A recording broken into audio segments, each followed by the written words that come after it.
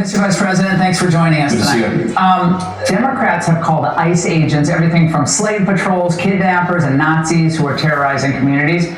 So we saw yet another shooting yesterday at an ICE facility. So what's your message to Democrats who keep spewing this type of violent rhetoric? Well, it's to look in the mirror and stop this craziness, or you're going to get somebody killed. In fact, I think that a lot of them already have gotten somebody killed, namely my friend Charlie Kirk and a number of other folks as well.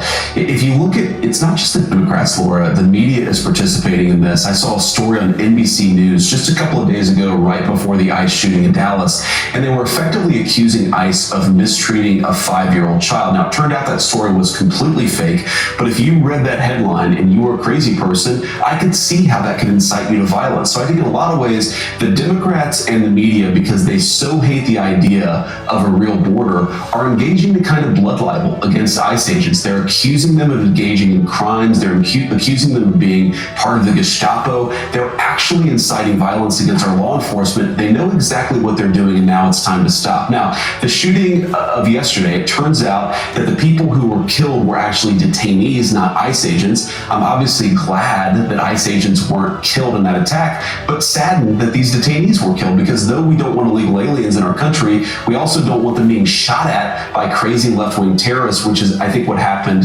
yesterday in Dallas. So all of this should have the left stepping back and saying, how can we actually contribute to a more reasonable conversation? Yes, we can criticize JD Vance's and Donald Trump's views on immigration, but we're not going to attack the law enforcement with libel and lies. We're going to make this a reasonable policy disagreement. I think that's how you tone down the rhetoric. Unfortunately, the Democrats show no willingness to do that. But again, if they don't stop, they're going to get more people killed. See, the thing is, people follow and listen and believe what they hear on social media.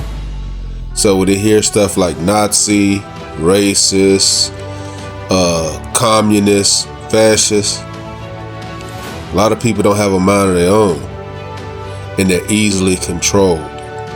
So yes, you have to be responsible for what you say, because they got a lot of people that feel like, hey, these people in power, they got to be telling the truth, and that's not always true. Democrats' rising star, she's described as that Jasmine Crockett, is one of the many refusing to tone down the rhetoric. Watch this.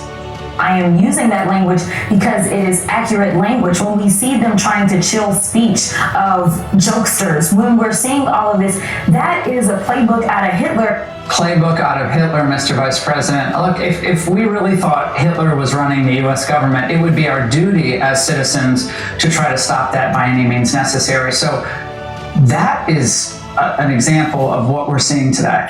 Well, that's exactly right. And a reasonable response to fascism, to Nazism, would be violence, right? So what they're saying effectively is that you should engage in violence because the regime, using Jasmine Crockett's words, are so bad. Look, this is obvious. They're obviously using the kind of rhetoric that turns the dial up to 10.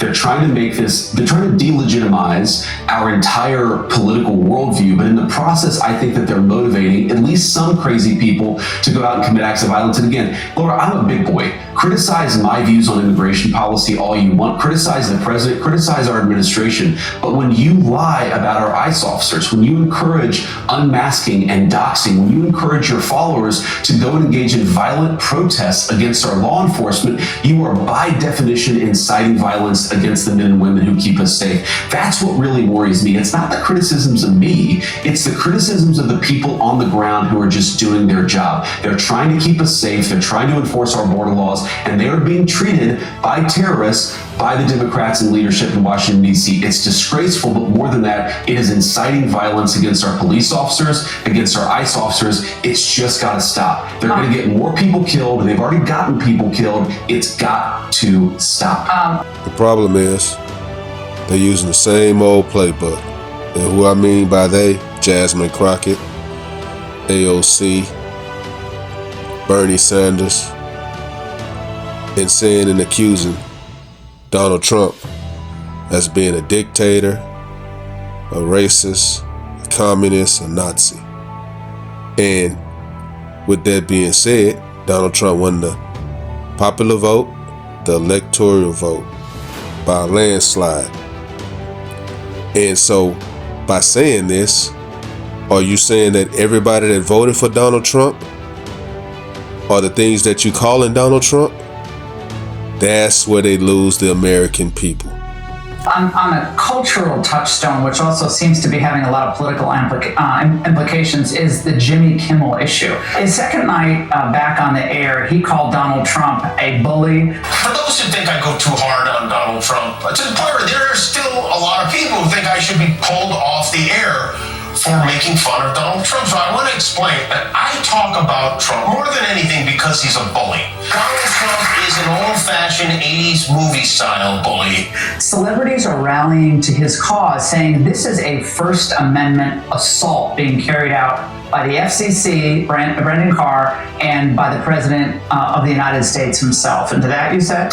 Well, there are two things. First of all, I'd like them to tell me exactly what Brendan Carr did to have Jimmy Kimmel taken off the air, because number one, he is currently on the air, and to the extent that he isn't in certain stations, it's because he's not funny and because his ratings aren't very good. So it is actually we should let these stations determine whether they want a non-funny comedian. Why should the government chime in at all? I mean, it doesn't give them fodder for their argument that this is like a pressure because of the mergers that are coming up, and so this is the government kind of putting its finger on the scale. So why even mention Jimmy Kimmel? It's just helping him. I think that Brendan Carr put out a couple of tweets or a couple of truths or whatever he did that does not constitute government coercion, and it's pretty rich, Laura, coming from the Democrats after years of the Biden administration explicitly demanding the social media companies censor. You didn't hear anything from the Democrats. You didn't hear anything from these celebrities about free speech, but Brendan Carr putting out a couple of tweets constitutes a shutdown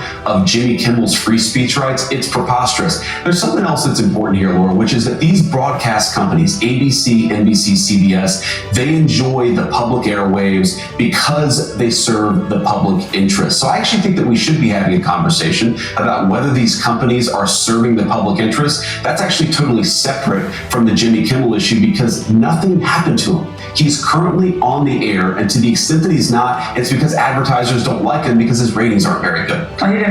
Hate speech and free speech are two different things. This is not a third world country we're living in. We're living in the United States of America. Now, although we do have the right to say what we want, but you also will be held accountable for the things you say if it invokes violence, plain and simple. Apologize. Would it matter if he did? I think it would matter. Actually, I'd love for Jimmy Kimmel to apologize to Erica and to all of the people that he slandered. He tries to say that he told a joke. He didn't tell a joke. He was actually accusing right-wing America, conservative America, of killing Charlie Kirk. We now know that is false. Charlie Kirk was murdered by a left-wing assassin who was radicalized by some of the rhetoric that we see coming from the far left. When you accuse the people who have been holding prayer vigils, who've been praying about Charlie Kirk, you accuse them of killing Charlie Kirk when we know as a left-wing assassin, you're actually apologizing for his murder. You're encouraging more of that violence to happen. If we're going to stop this crazy strain of left-wing violence, we have to be honest about what it is. And the honest truth is that Charlie Kirk was not killed by a MAGA American. He was not killed by a Republican. He was killed by a left-wing radical. Let's be honest about that fact so that we can stop it from happening. There were disturbing flyers found on Georgetown University's campus yesterday, put up by a leftist gun club with the phrase, "Hey fascist, catch," which was the same engraving on the bullets near where the assassin was who killed Charlie. So what is your reaction to this? And is there a role that the federal government can play with these universities given what's being done to perhaps incite violence against conservative speakers or conservative students or the few conservative faculty on these campuses? Well, first of all, as a basic policy issue, if you are using federal dollars to incite violence against conservatives, you're not going to get those federal dollars anymore, and we're looking at that right now. So Georgetown needs to make sure that it's actually making it safe for everybody, whether they're liberal or conservative, to express their views. If you're promoting and encouraging violence, I think you're by definition violating the contract you you have with your students, you're violating the contract that you have with the American public. Let's step back and just appreciate this.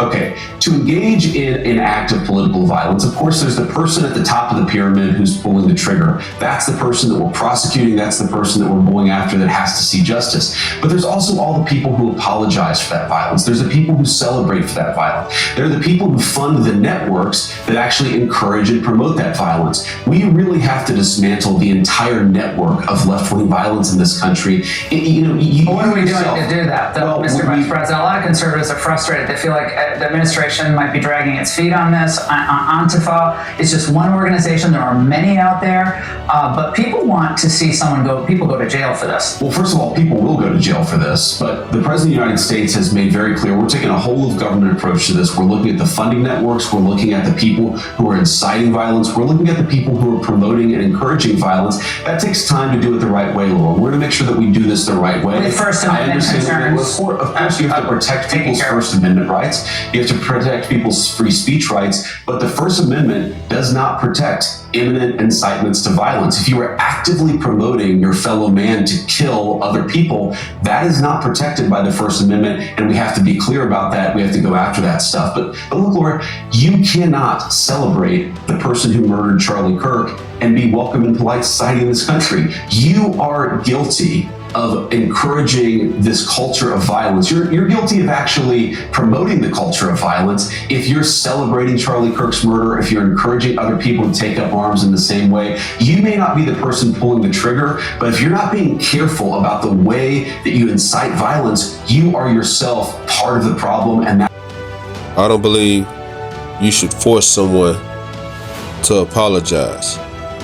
If they believe what they did was right or they believe what they did was wrong, and if they don't want to apologize, that's fine. You can just cut them off. Just don't deal with them. But this is the United States of America, not the divided states of America. We got to learn to work together and pull together. Otherwise, we're going to continue to keep having incidents like with the ICE agents being targeted, Charlie Kirk being targeted, the CDC buildings being targeted, and on and on and on. If we don't start working together, it's only gonna get worse. Let me know what you guys think. Like, comment, subscribe. Follow God, not culture.